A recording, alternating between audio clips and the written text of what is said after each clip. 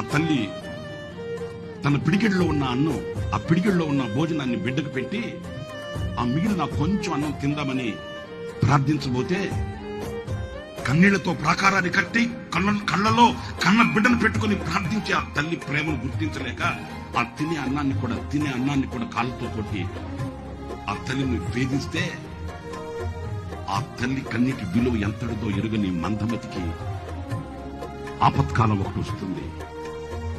అదే చేతికి రావట్లేదే, మనసులో గాయాన్ని రేపుతున్నాడే అని ఆ తల్లి విడిచిపెట్టదే. ఆ తల్లి గుండెల్లో పొగసగలు కక్కుతాయి. ఎందుకంటే నవమాసాలు మోసి కడుపు చించుకుని కన్నది కనుక ఆ కన్న తీపి కన్న తల్లి గుండెల్లో వేదనలు మిగిలిస్తే కళ్ళల్లో నీళ్లు కారుతాయి. కన్న తల్లి కళ్ళల్లో కారే ప్రతి నీటి పొట్టు గుండె పగిలిన బాధకు నిదర్శనం.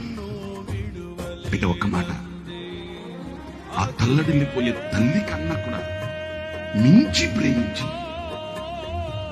లోకంలో మధురమైన ప్రేమ ఏదైనా ఉంటే తల్లి ప్రేమే.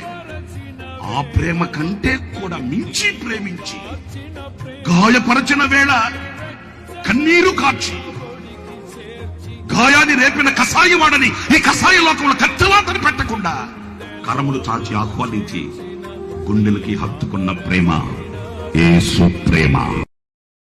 Download ShareChat.